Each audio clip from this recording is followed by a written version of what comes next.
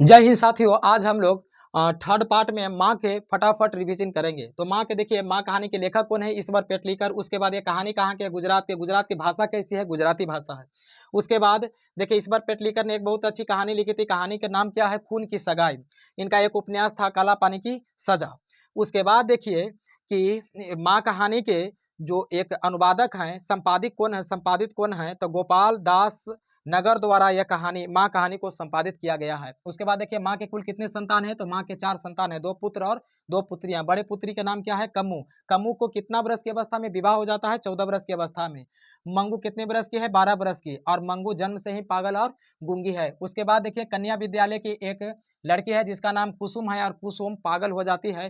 तो कुसुम कितने दिन के बाद ठीक हो जाती है, तो 3 माह में ठीक हो जाती है। उसके बाद माँ है जो अपने बड़े पुत्र को चिट्ठी लिखती है, और चिट्ठी लिख करके मंगू को भर्ती कराना चाहती है।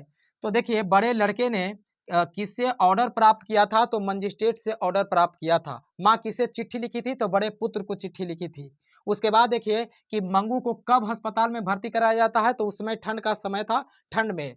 और देखिए, उसके बाद है कि माँ किससे पूछती है कि अस्पताल में ठीक से लोगों के साथ व्यवहार किया जाता है कि नहीं, तब माँ कुसुम से पूछती है कि अस्पताल में ठीक से व्यवहार किया जाता है कि नहीं। तब कुसुम है जो माँ को ठीक से बताती है कि वहाँ अच्छा से व्यवहार किया जाता है।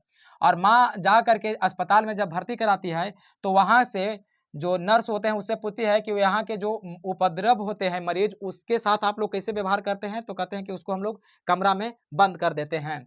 उसके बाद देखिए, माँ अस्पताल को गौशाला समझती है। और माँ जब अपने पुत्री को ले करके जाती है अस्पताल में भर्ती कराने के लिए, तो वह बैलगाड़ी पर बैठ करके जाती है। उसके बाद देखिए, माँ जो है, गांव के ही जो व्यक्ति आते हैं हींग या शिलाजीत बेचने के लिए, उसी से कुछ कुछ दवाई उवाई ले करके मंगू को पहले इलाज करवाती थी। उसके बाद देखिए, माँ जब अस्पताल में जाती है, तो परिचारक से पूछती है, कहती है कि आप लोग किसी को जो पागल है या गूंग है, उसको कितना बिछौना या ओढ़ना को चेंज करते हैं, तो कहते हैं कि 4 से 5 बार हम लोग जांच पड़ताल करते हैं। उसके बाद देखिए कि माँ लास्ट में क्या हो जाती है, तब मंगू जैसन पागल हो जाती है, और दौड़ो रे मंगू को कोई मार रहा है। यह बात किसने कहा था, तो माँ ने कहा था। उसके बाद देखिए, अब आगे चलते हैं। कहावत है कि पराई माँ ही कान छेती है। यह कहावत कौन सी पाठ से संबंधित है, तो माँ से।